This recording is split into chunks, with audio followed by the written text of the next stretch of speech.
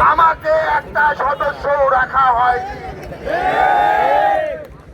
আমার এই দুষ্কৃতিকারী, এই চাঁদাবাজ, এই সন্ত্রাসী বাহিনী আমাদের বিএনপিটাকে কুক্ষিগত করেছে এবং এমনকি ডাক্তার কামুল বাড়িকেও উনি যেন নমিনেশন না চাইতে পারে তার জন্য একটি সদস্য পর্যন্ত রেখেছে।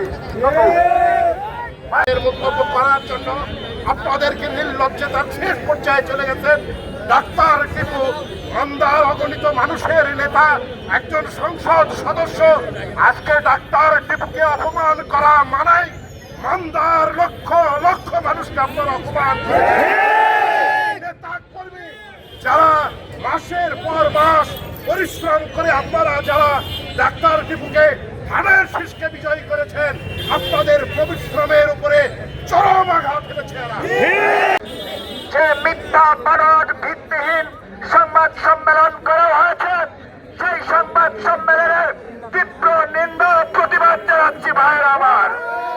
পাশাপাশি তাদেরকে ধন্যবাদ জানাই, কারণ বিগত দিনে ডাক্তার টিপুকে নিয়ে যে কয়েকবারে তারা এইরকম কুচ্ছা ঘটনা করেছেন, ততবারে ডাক্তার টিপুর জনপ্রিয়তা বৃদ্ধি পেয়েছে ভাইয়েরা আমার।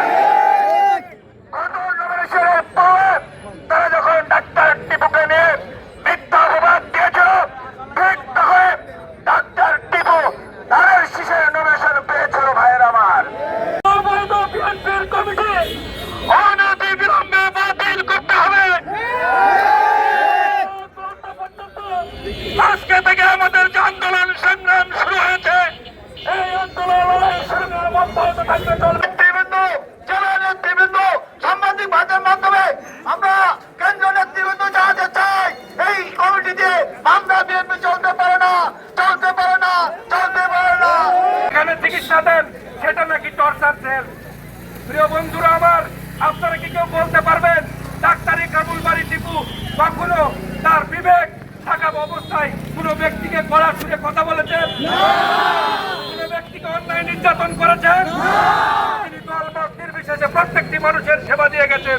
আজকে সেই সেবাকে যারা ঈশান্বিত হয়ে ষড়যন্ত্রের পথ যারা বেছে নিয়েছে, সেটাকে যারা বলছে নির্যাতন, আমরা শিখতে পেরেছি ডাক্তার কামুল বাড়ি টিপু কিভাবে রাজনৈতিক মোকাবিলা করতে হয় সেটা উনি জানেন।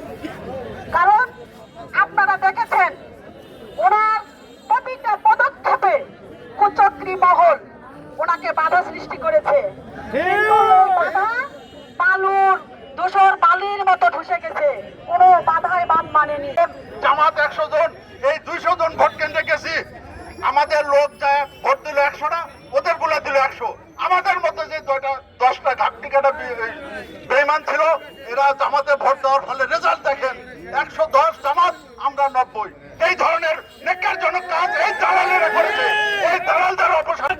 কামুল বাড়ি টিপু দীর্ঘ 3 দশক ধরে মান্দাতে রাজনীতি করছে। মান্দার জনগণ জানে কে সন্ত্রাসের রাজনীতি করে, কে চাঁদাবাজের রাজনীতি করে, কে টেন্ডারবাজের রাজনীতি করে, এটা মান্দাবাসী জানে ভাইরা আমার।